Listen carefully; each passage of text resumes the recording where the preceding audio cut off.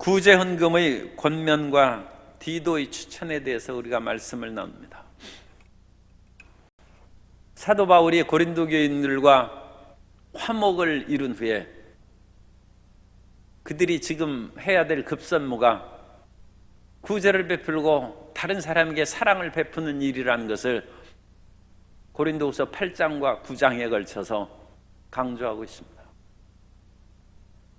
세상에서 가장 어려운 문제가 물질 문제입니다. 그래서 가까운 사람끼리는 돈 빌려주지 말고 물질 문제로 얽히면 서로의 마음이 상할 수가 있고 이제는 관계가 끊어질 수 있다고 그렇게 얘기를 합니다. 그래서 가까운 사이일수록 물질 문제를 하기가 어려운 것이죠. 그런데 더 가까운 사람에게는 자기의 가진 재산을 주는 것이 그것이 사람 삶입니다. 가장 가까운 사람에게는 자기 재산을 상속하는 것입니다. 그러므로 이 물질 문제가 시험에 들게 하긴 하지만 물질은 사랑의 표현입니다. 그러므로 아무리 입으로만 사랑한다고 해도 물질이 따르지 않으면 그건 의심스럽고 거짓일 가능성이 크다는 것입니다. 이제 고린도 교인들에게 진정한 사랑을 표현하려면 너희가 영적으로 은혜를 입었은즉 그 영적으로 은혜를 베푼 예루살렘 교회를 도우라는 것입니다. 그리고 영적으로 메시지를 증가함으로 고린도 교회를 세운 사도 바울을 사랑한다면 예루살렘에서 사도 바울이 온 사람 아닙니까? 그러므로 당연히 그 말을 따르라는 것을 아주 직접적으로 얘기를 하는 것입니다.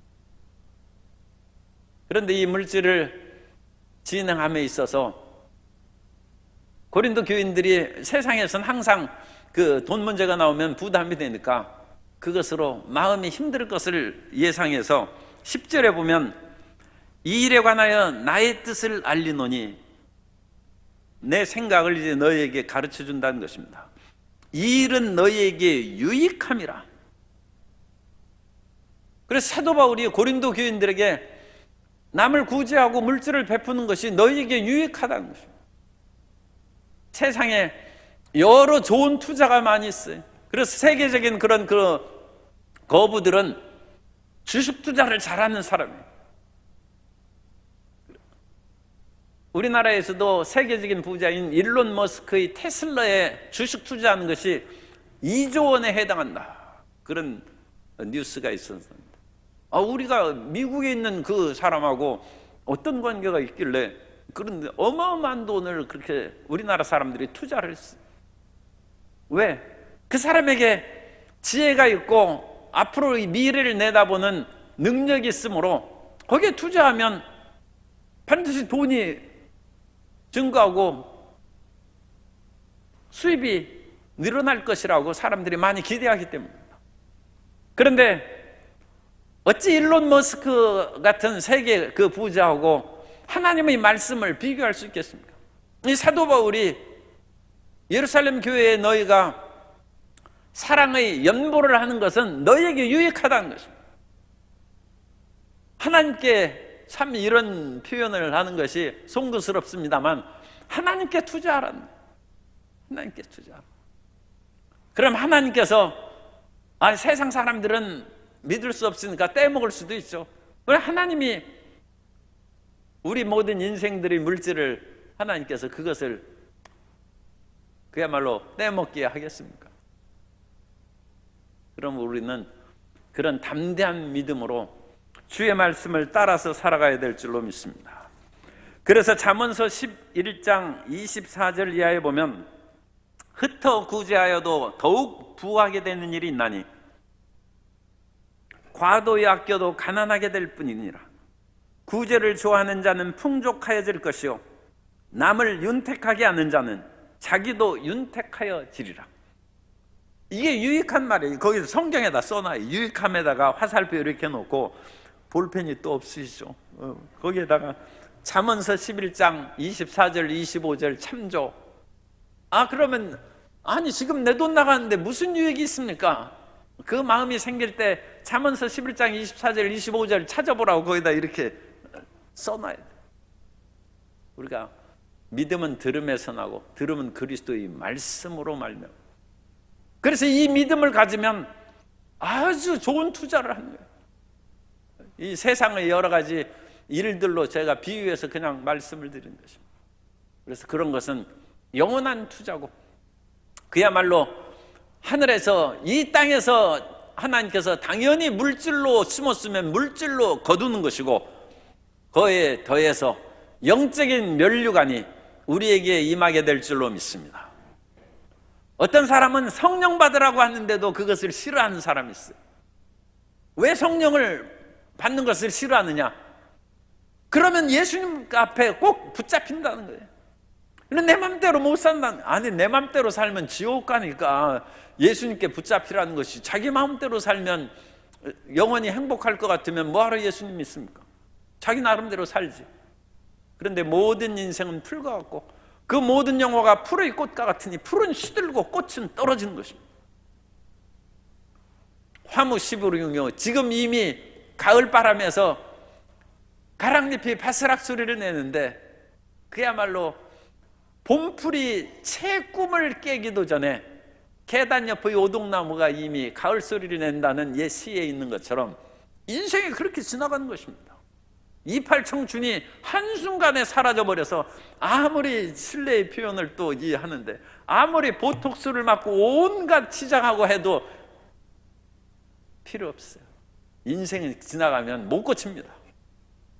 그러므로 우리는 육의 세계에서 영의 세계로 트랜스포메이션을 뒤바꿔버리는, 대전환을 하라는, 그것이 신앙이에요. 그 신앙. 육의 세상은 사라져버리므로 영의 세계로 그것을 대전환을 하라는,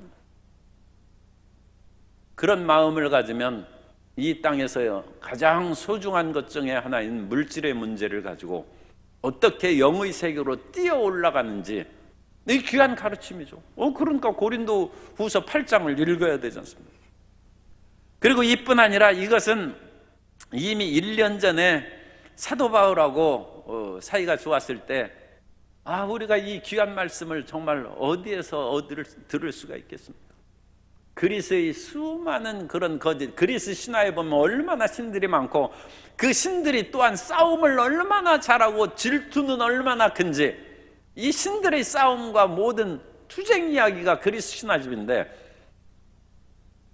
그런 신들의 세계 속에서 그야말로 지극히 거룩하시고 지극히 높으시고 사랑과 의로움이 가득한 하나님에 대한 복음을 들었으니, 고린도 사람들이 이런 하나님을 가르쳐 주신 그런 성경을 이어오고 그것을 간직해온 유대인들에 대해서, 그 당시 예루살렘 교인들에 대해서 우리가 빚진 자라, 그런 생각을 하고, 그 빚진 자에게 우리가 조금이나마 갚을 것이 있어야 되지 않느냐.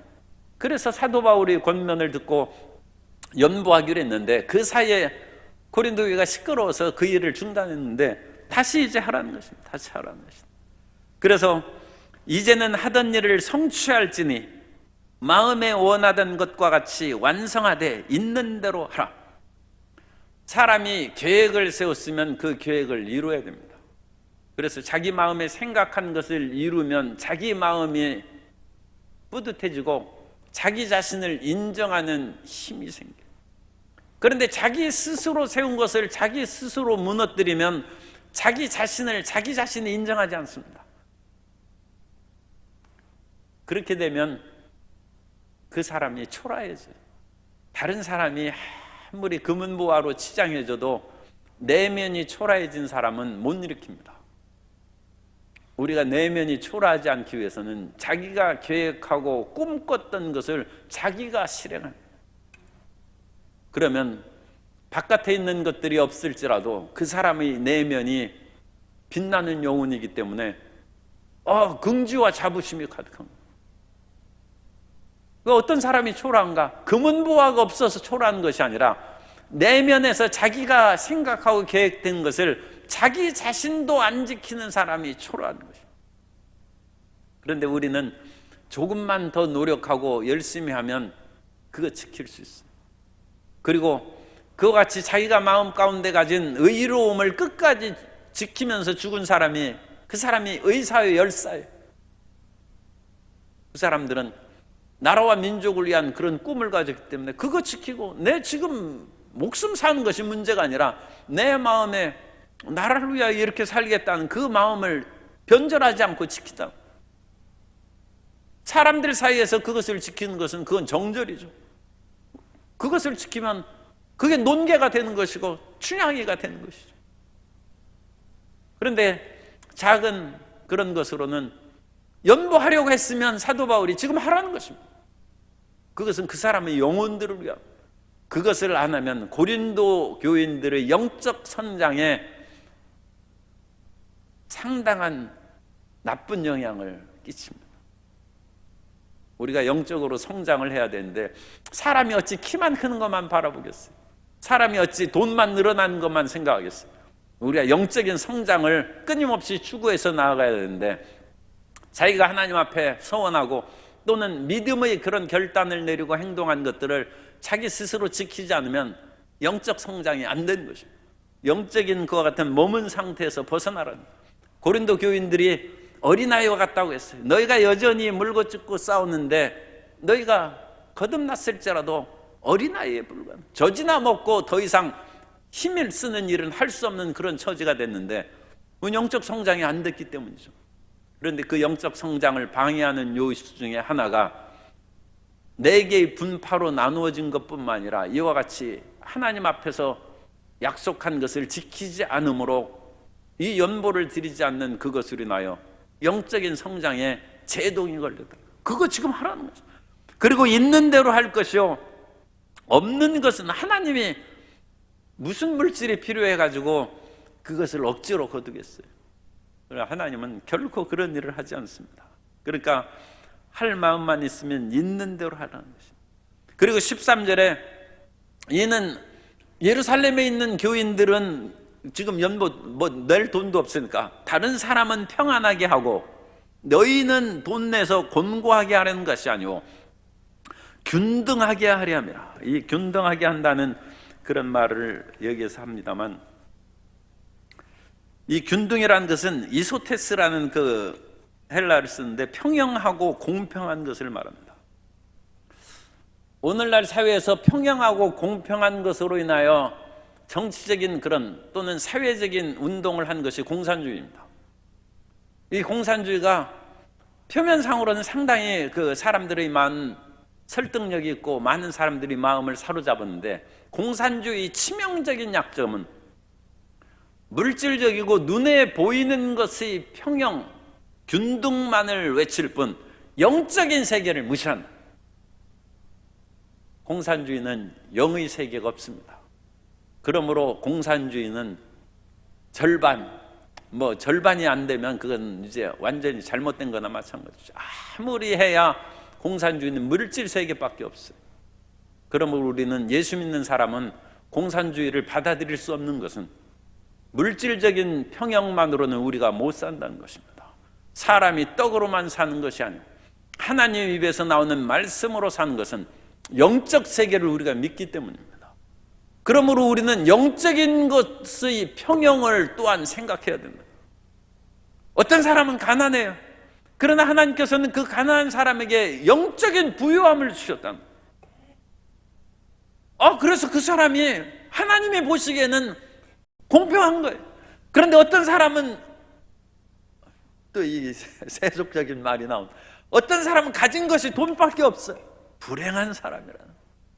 어찌 그렇게 불행한 인생을 삽니까? 가진 것이 돈밖에 없으면 물질 세계만을 가지고 사는데 그 사람 죽으면 어떻게 하게 됐어요? 그것은 그 부자와 나사로의 얘기예요. 그 부자는 가진 것이 돈밖에 없어요. 그러니까 죽으니까 지옥 갔다는 거예요.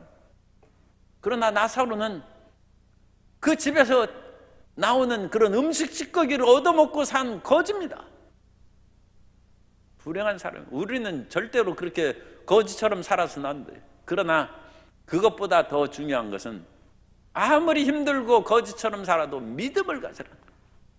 그런 나사로가 죽으니까 천사에 받들려서 아브라함의 품으로 천국으로 이제 올라간 것이고, 그 부자는 장사되어서 천사가 왔다는 얘기가 없어요. 그냥 장례만 성대하게 치러졌을 뿐 인생 끝난 거예요. 공산주의는 물질 세계밖에 없어요. 그러니까 그 부자와 거지 나사로를 절반씩 나눠가지고 똑같이 하는 그 일은 그 공산주의에서 이룰 수 있을지 모릅니다. 그러나 그것보다 더 중요한 것은 부자에게도 전도해야죠. 그래서 영적인 것과 물질 세계의 평형을 이루고 균등하게, 이소테스, 균등하게 하라. 그러므로 사도 바울은 예루살렘 교회는 영적으로는 풍요하지만 그 사람들은 유대교의 핍박과 로마 제국 하에서 살 길이 막막한, 그러므로 너희가 살 길이 좀 물질적인 것이 있으니까 예루살렘 교회에 나눠주고 그 대신에 너희가 예루살렘으로부터 온 하나님의 성경의 말씀을 받았죠. 이 성경을 지키느라고 얼마나 유대인들이 힘들었습니까? 아니, 우리 6.25 전쟁이 일어났을 때 집안에 가보인 그 족보라든지 도자기라든지 왕의 친필서한 그거 움켜쥐고 부산까지 피난 가고 얼마나 힘들겠어요. 옛날 전영필 선생은 수많은 문화재를 모든 것 다 팽개치고 그것을 숨기고 가져가느라고, 그것은 그래서 간송미술관을 세우고 그건 목숨을 걸고 지킨다. 그런데 유대인들이 수많은 핍박과 나라가 명하고 아수르에 의해서, 바벨론에 의해서, 페르시아에 의해서, 그 이후에 알렉산더의 그와 같은 제국에 의해서 온갖 어려움을 겪으면서도 그 사람들이 성경을 지켰다. 우리는 그 빚을 우리가 잊어서는 안 됩니다. 그렇지 않으면 우리가 성경을, 오늘날 구약 성경이 없어지는 것입니다. 그리고 구약 성경이 없었더라면 신약 성경이 구약 성경의 배경에 나왔을 텐데요. 그걸 어찌하겠습니까? 그것을 유대인들에 대한 그런 어느 정도 그런 영적인 우리가 빚을 지고 있는 것이 있습니다. 그래서 유대인들을 너무 미워하고 그러면 또 안 되죠. 그 사람들이 오늘날 예수님을 믿지 않지만 그래도 잘한 일들이 여러 가지 있다는 것입니다. 그러니까 이 고린도 교회하고 그 지금 사도 바울 당시에는 오늘날과는 달리 그 당시 유대인들도 예수님을, 지금 사도 바울도 유대인 아닙니까? 많이 믿고 있었기 때문에 사도 바울도 유대인에 대해서 굉장히 희망적인 생각을 가졌겠죠. 그러므로 육적이요, 물질적이요, 영적인 것을 서로 나눠서 균등하게 하라는 그런 마음가짐으로 고린도 교인들에게 연보를 권하고 있고, 뿐만 아니라 이 말을, 영적인 것을 분명히 하는 것은 고린도 교인들이 물질을 나눠준다고 예루살렘 사람들을 무시하고 교만하지 말라. 너희가 물질 나눠준다고 해서 이 사람 물질이 없고 정신적, 영적인 재산을 가진 사람을 무시하지 말라. 오늘 이 사회가 물질적인 것만을 중시하는 그런 사회로 한국 사회가 많이 지금 기울어가고 있습니다. 그래서 영적이요 정신적인 스승들을, 그리고 영적인 교계의 지도자들을 돈 없으면 다 그냥 무시해버리는 그런 현상이 있는 것은 이 사회의 큰 잘못입니다.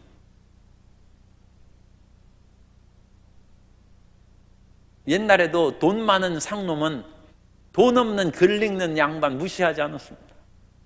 그런데 이제는 돈 있으면 최고인 그것으로, 그것이 황금 만능주의. 그러나 황금은 물질이고 정신과 영적인 것은 물질로는 얻을 수 없는 그 이상의 것입니다. 그러므로 이와 같은 균형된 마음을 가지고 우리가 사회생활을 해야 되고 교회 생활을 해야 되고, 믿음을 가진 믿음의 선배들을 우리 성도님들은 항상 존중하고 사랑하고 그들의 말에 귀를 기울여서 함께 영적인 진보와 성취를 이루는 우리 교회 성도님들이 되시기 바랍니다. 그래서 세상의 여러 가지 처세술이나 가치관에 우리가 너무 마음을 뺏겨서는 안 됩니다. 그래서 사도 바울이 10절부터 15절까지 이 얘기를 하면서, 그래서 결국은 많이 거둔 자도 남지 아니었고 적게 거둔 자도 모자라지 않았다. 하나님의 영적 물질적인 균등을 이루는 것이 이제 성취된 것이죠. 그리고 16절부터 24절까지는 말씀이 좀 깁니다만 오늘 그것을 다 한 것은 이게 구장도 또 있고 그래가지고 계속 그렇게 연보 얘기만 하니까 성도님들이 부담될까 싶어가지고 제가 빨리 하는 거예요. 그래가지고 사도 바울이 이제 고린도 교인들에게 돈 모아놓고 그걸 예루살렘으로 운반해야 되는데, 이제 이게 중요한 거예요. 거액의 연보를 운반을 누가 하느냐는 거예요. 오늘날에도 그 은행에 그와 같이 뭐 돈을 운반하고 그런 호송 차량은, 요즘에는 그런 호송 차량이 이제 많이 없을지도 몰라요. 카드 결제나 그런 것을 하기 때문에 현금을 가지고 다니고 그런 것이 옛날보다는 굉장히 줄어들었죠. 그런데 이 현금 호송할 때는 굉장히 보안을 철저히 하고 지키고 있어야죠. 영화 같은 데는 가끔 그 갱단이 현금 호송 차량이라든지 아니면 은행에서 그 돈을 털어가지고 그걸 뭐 도망가는 그런 것이 이제 드라마틱하게 이제 방영되고 그렇습니다만, 오늘날에도 그런 것이 어려울 뿐만 아니라 옛날에는 직접 현금을 이제 가방이나 자루에 넣어가지고 짊어지고 가야 돼. 그러면 다른 사람이 보기에 틀림없이 그 돈이거든. 노리는 사람이 얼마나 많겠어요. 요즘처럼 수표해가지고 안 보이게 들고 가녀도 마음이 불안한데, 아니 이 수많은 그 금은과 그런 연보를, 그것을 다 표신하게 들고 다니는 것은 생명을 빼앗길 위험도 있고, 그래서 그런 사회적인 외부적인 위험도 있고, 내부적으로는 아예 돈을 가지고 그냥 자기가 좀 써버리거나 그럼 또 큰 문제죠. 그러니까 이 문제에 신실한 사람을 그와 같이 세워야 된다는 것입니다. 그래서 16절에 너희를 위하여 같은 간절함을 디도의 마음에도, 그런데 디도는 성도 사랑이, 이 간절함은 여기서 간절함으로 번역한 것은 열심입니다. 그래서 성도 사랑의 그 같은 열심을 디도 마음, 그러니까 고린도 교인들은 성도를 사랑하는 열정으로 자기 돈을 내어서 헌금을 했고, 그 모은 돈을 디도는 나 개인의 그것을 써버리는 그런 것은 조금도 없고, 이것을 잘 전달해서 어려운 예루살렘 교인들에게 도움을 줘야 되겠다는 사랑의 열정이 똑같은 고린도 교인들과 같은 디도의 간절함, 그 열정이 있어서 내가 디도를 여러분에게 추천한다는 거예요. 뿐만 아니라 디도 한 사람만 한 것이 아니라 18절에 보면 또 그와 함께 그 형제를 보내었으니 이 사람은 복음으로써 모든 교회에서 칭찬을 받는 자요. 복음으로써 칭찬받는다는 것은 믿음이 있다. 그래서 이 사람은 믿음이 있고, 이뿐 아니라 그는 동일한 주의 영광과 우리의 원을 나타내기 위하여 여러 교회의 택함을 받아, 여러 교회의 택함을 받았다는 것은 여러 교회에서 그 사람 믿을만 하고 인정해 준 사람이라는 뜻이에요. 그러므로 디도하고 또 한 명의 형제를 보냈는데, 그 형제 디도는 이제 사도 바울이 보증하는 사람이고, 또 디도는 고린도 교인들이 직접 만나본 적도 있지 않습니까? 그러니까 이 사람은 믿을 수 있어요. 그런데 또 한 명의 형제의 그 신분은 믿음이 있어야 돼요. 그런데 믿음이 있는 것만으로 충분하지 않아요. 다른 사람이 그 사람을 인정해주는 덕 있는 사람이 돼야 돼요. 우리가 사도행전의 그 6장에 보면 사도 바울, 그 사도들이, 12사도들이 구제를 하다가 구제하는 일이 너무 시간을 많이 뺏기고 그러니까 이제 우리는 기도하고 말씀 증거하는 일에 전념하고, 이 구제하는 일은 7 집사를 선택해서 그 7 집사가 세워져서 그 일을 맡기겠다. 사도행전 6장 2절 이하에 이렇게 말씀합니다.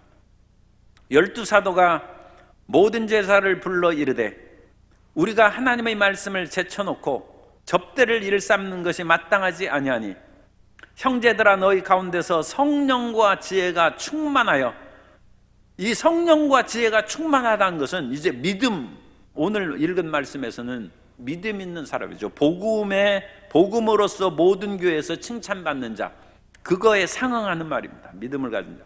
그 다음에 너희 가운데 성령과 지혜가 충만하여 칭찬받는 사람 7을 택하라. 우리가 이 일을 그들에게 맡기고 칭찬받는 사람, 이것이 여러 교회에 19절에 있는 여러 교회의 택함을 받아 여러 교회에서 저 사람 믿을 만한 사람. 그러므로 우리가 교회에서 봉사할 때 성경 말씀도 잘 알아야죠. 성령 충만해서 방언 기도도 해야죠. 그런데 그 두 가지는 하나입니다. 말씀 잘 알고 성령 충만한 믿음 있는 사람 하나고, 그거 한 가지. 또 하나는 다른 사람이 인정해 줘야 돼요. 사람들에게 덕 있는 사람. 그 사람은 성경 말씀을 잘 아는데 다른 사람하고는 교제가 끊어졌다. 그럼 교회 일꾼이 되기에는 부족합니다. 저 사람은 성령 충만하긴 한데 다른 사람하고는 어울려서 기도할 줄을 몰라요. 그럼 자기 고쳐야 돼요. 나는 성령 충만하니까 내가 옳고 다른 사람 잘못, 그러면 안 돼요. 다른 사람이 인정받고 다른 사람이 칭찬받는, 그것이 필요하다는 거예요. 요담의 우화가 사사기에 나오는 거기에 보면 그 사사기가 그 무화과나무, 감람나무, 포도나무에서 뭐라고 얘기합니까? 감람나무가 나의 기름이 하나님과 사람을 영화로, 하나님과 사람이 같이 들어간다. 그래서 하나님한테도 잘 보이고 옆에 사람에게도 잘 보여야 돼요. 우리 옆에 분에게 잘 좀 봐주십시오 인사하겠습니다. 잘 좀 봐달라고 하세요. 우리 교회에서 뭐 투표로 해가지고 뭐 선출하지는 않지만 그래 옆 사람이 인정해 줘야 돼. 이게 중요합니다. 그래서 이 최소한 연보 교회 이 돈 운반하는 일에는 옆 사람이 인정 안 해주면 그 사람은 못 쓴다. 자기 혼자 성령 충만해가지고 안 된다. 그래서 복음으로써 칭찬받는 사람뿐만 아니라 그 사람은 틀림없는 사람이라는 여러 교회에서, 그리고 사도행전 6장에 나오는 일곱 집사처럼 성령 충만할 뿐만 아니라 칭찬받는 사람들에 의해서 칭찬. 이건 하나님과 사람이 동시에요. 그래서 그 사람을, 사도 바울이 그 사람을 택했다는 거예요. 그래서 이 두 형제를 이제 보낼 테니까, 디도와 이 두 사람 보낼 테니까, 그러니까 우리가 연보 운반하고 수전 그 조사할 때도 항상 두 사람 이상이 해야 돼요. 한 사람이 믿을만 하지만 그래도 성경에도 한 사람의 증인은 안 된다고 했어요. 두 명이나 세 사람의 증인. 그래서 하나님께서는 객관적인 확실성을 항상 보장한다. 그래서 혼자 의롭게 있다가는 나중에 어떤 사람이 모함하면 그 사람이 빠져나올 길이 없어요. 그래서 모함받지 않기 위해서도 항상 이런 연보 문제에서는 두 사람 이상이 같이 그것을 행할 수 있도록 사도 바울이 했는데, 21절, 이는 우리가 주 앞에서뿐 아니라 사람 앞에서도 선한 일에 조심하려 함이라. 그래서 사도 바울이 항상 선한 일을 행하는데도 조심하고 그것으로 인하여 다른 사람에게 비난을 받지 않도록 그것을 드러낸다. 그래서 우리가 이와 같이 물질과 영적인 일에 있어서 나 혼자만 깨끗하면 됐지 다른 사람은 무슨 상관이랴, 그런 것은 자칫하면 오만한 마음입니다. 그런 교만한 마음을 내려놓고 서로 간에 어떤 사람도 모함하지 못하고 오해하지 않도록 인정받고 바르게 행할 수 있게 우리가 행동해야 됩니다. 그런데 사도 바울이 여기에서 한 사람을 더 보내. 22절, 또 그들과 함께 우리의 한 형제를 보내었노니. 그래서 세 사람이 된 거예요. 이 굉장히 성경적이에요. 신명기 19장 15절에 보면, 신명기 19장 15절에 사람의 모든 악에 관하여 또한 모든 죄에 관하여는 한 증인으로만 정할 것이 아니요 두 증인의 입으로나 또는 세 증인의 입으로 그 사건을 확정할 것이며. 가끔 어떤 분이 어떤 사람에 대해서 잘못했다는 얘기를 이제 저한테 합니다. 제가 그것을 그냥 자세히 듣고 맙니다. 그것을 정식으로 이의를 제기해서 문제를 삼으려면 두 사람의 증인이 있어야 된다. 또는 세 사람의 증인이 있어요. 그래서 이와 같이 항상 성경은 객관성을 확보합니다. 그래서 사도 바울이 디도도 믿을만하고 또 이 한 형제, 이 사람은 이 한 형제가 누구인지에 대해서는 성도 여러분 알고 싶으세요? 우리 잘 모릅니다. 그런데 그 사람으로 지금 신약 그 학자들이 바나바, 누가, 마가, 실라, 아볼로 이런 사람들이 그 한 형제일 것이다. 여러분 누구 갔으면 좋겠어요? 그래서 이 디도는 디도하고 바나바가 같이 갔든지 아니면 누가가 같이 갔든지 마가나 실라나 이런 여러 그런 후보자들 하는데 이 사도 바울이 그 사람 이름을 안 밝혔으니까 이건 그냥 누군지 추측만 할 뿐이지 몰라요. 그래서 두 사람이 지금 확실한 사람들이에요. 그런데 거기에다가 한 형제를 또 보내어서 우리는 그가 여러 가지 일에 간절한 것을, 이것도 열심히 있어요. 여기서 간절이라는 것은 열심을 번역한 것입니다. 열심히 있는 것을 여러 번 확인하였거니와 이제 그가 너희를 크게 믿음으로 더욱 간절하니라. 그래서 사도 바울은 자기가 확실히 보장할 수 있는 디도, 또 그 두 사람의 익명의 두 형제 해가지고 세 사람을 보낸다는 것입니다. 그래서 세 사람을 보낼 테니까 너희는 마음에 처음에 원했던 그와 같은 예루살렘 교인들을 위한 구제연금을 다 완성해서, 그것이 24절 말씀입니다. 그러므로 너희는 여러 교회 앞에서, 모든 교회들이 이제 고린도 교회가 어떻게 하는지 그것을 주목하고 보고 있습니다. 여러 교회 앞에서 너희의 사랑과 예루살렘 교회에 대한 사랑, 또 그것은 하나님에 대한 사랑이죠. 너희의 사랑과 너희에 대한 우리의 자랑의 근거, 사도 바울이 고린도 교회를 세우고 그들을 이와 같이 남을 도울 수 있는 믿음의 상태까지 성장시켰다고 사도 바울이 자랑스럽고 마음에 자부심이 가득하다.